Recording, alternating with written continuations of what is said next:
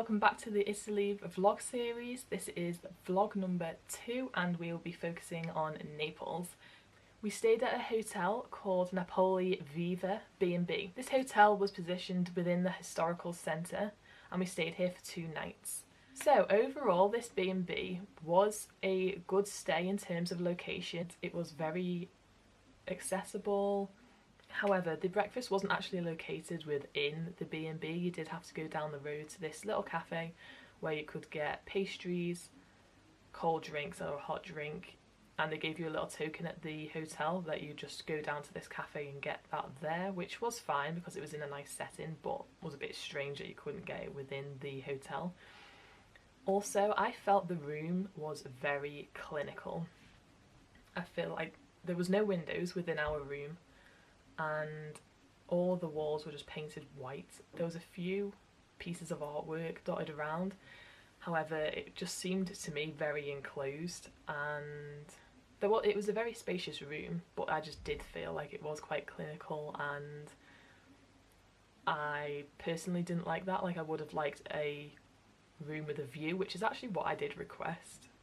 I personally wouldn't stay in that room again just because I do feel like it was a bit enclosed, but our stay in general was really positive at this B&B. Salvatore was extremely helpful. He was the guy on the front desk. I think he must run the B&B as well.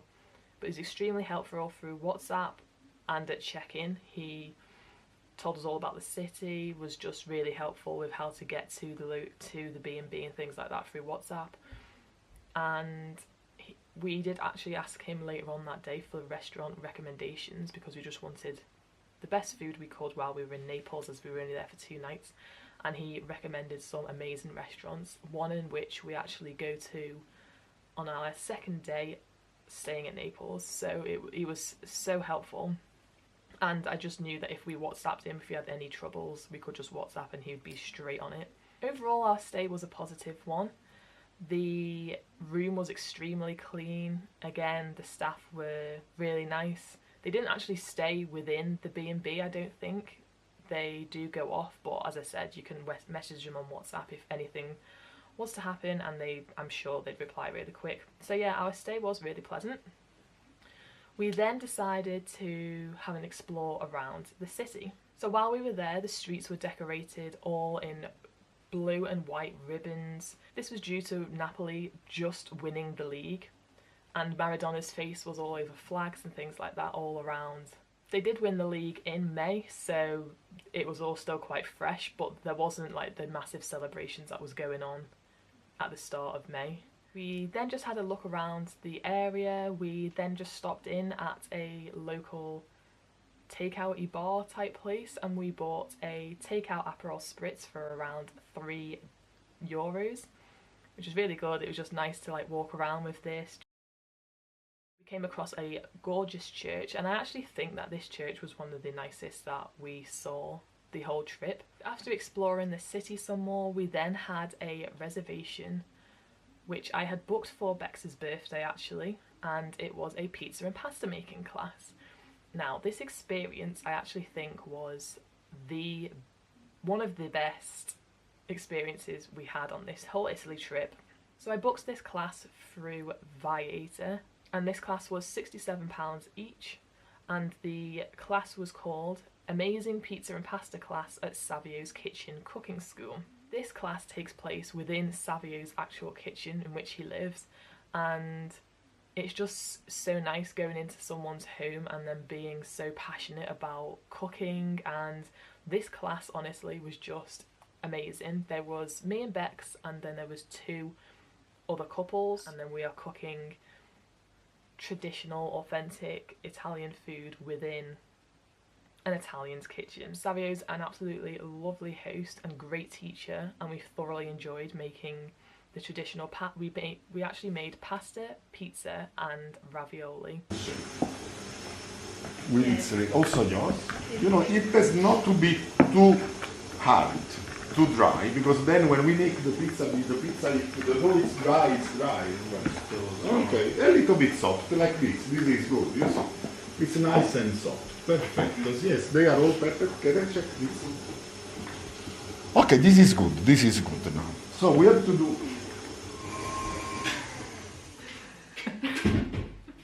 Did you learn from your grandmother? From my mother, my grandmother, but my mother mainly. She's very good chef. No matter if you want to make fettuccine, lasagne, cannelloni, ravioli, farfalle, you need these days. And very easy. This one, if you want to buy fresh pasta, a simple fresh pasta, you need 8 euro for 1 kilo, which is crazy. We have to speak. Because 1 kilo of fresh pasta will cost you 1 euro to make home. Allora, have you seen how simple it is to make the fettuccine? Allora, so what we have to do now? We have to make the ravioli, the stuffed pasta.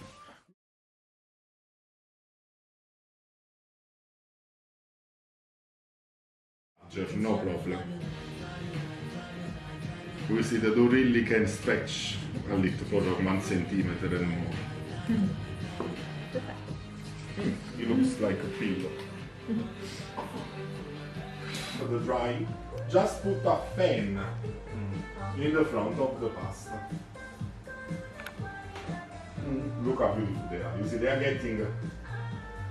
If you touch, you see they are changing. Oh yeah. You see, they are getting more like paper. Appetito, piatto, pulito. Piatto. Piatto is assiette. Pulito is clean. Okay. Buon appetito, piatto pulito. It's gorgeous. Buon appetito, etiquette you like. Would you guys just call this like a cheese pizza? Would you call it margarita? A cup of coffee, you know, with a cane. Yeah. Yeah. A lot of beautiful things. Also, Okay. We then got to eat it and we just ate it all together and it was just honestly so nice.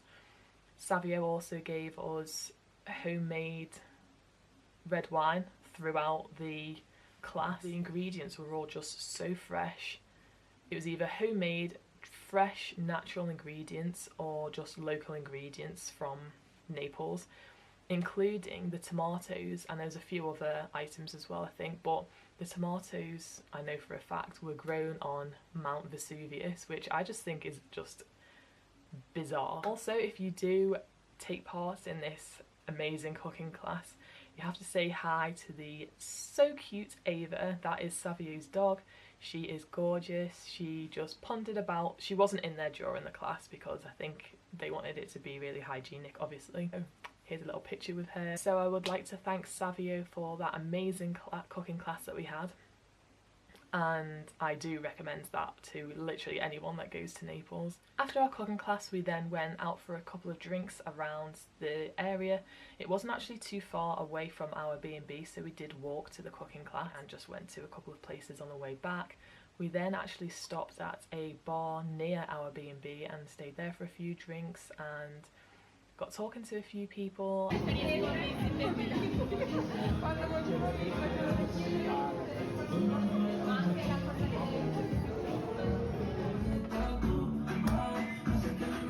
And then went back to the B&B. Day 2 of Naples, we decided to go and get breakfast, so we went to the little cafe down the road and then we decided to have an explore. So we went down to the harbour.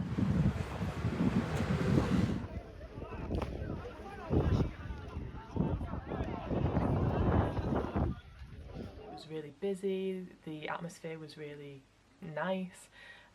It was a nice sunny day, so me and Bex just sat by the harbour edge.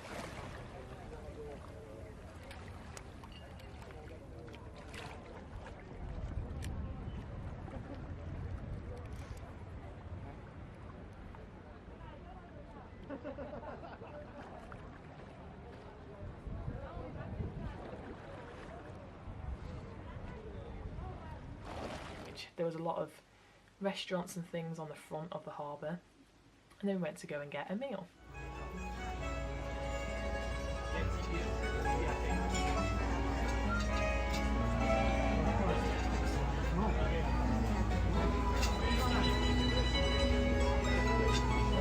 I had a cheesy gnocchi, which was lovely. However, I feel like it was too cheesy.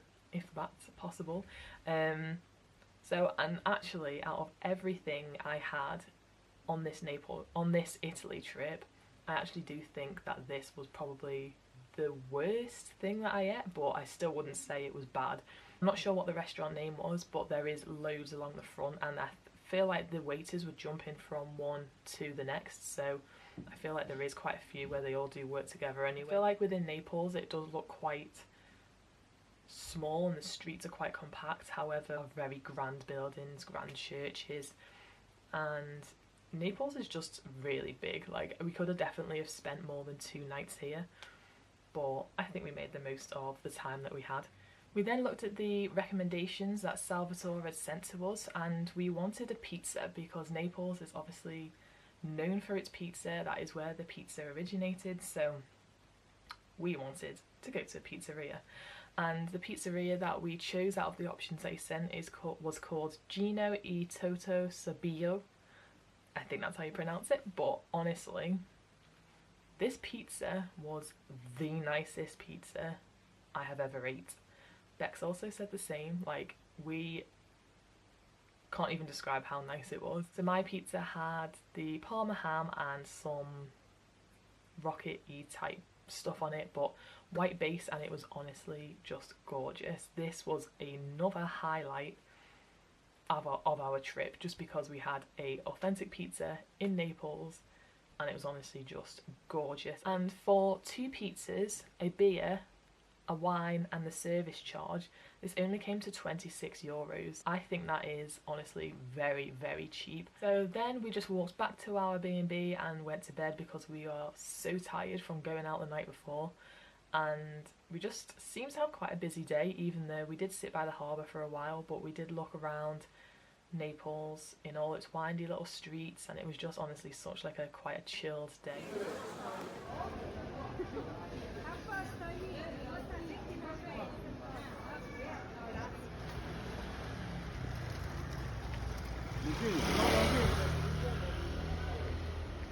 Even though we did walk, we must have walked 20,000 steps most days, to be honest, on this trip. This was no holiday, this was a walking, exploring Italy holiday, but that's always the best type.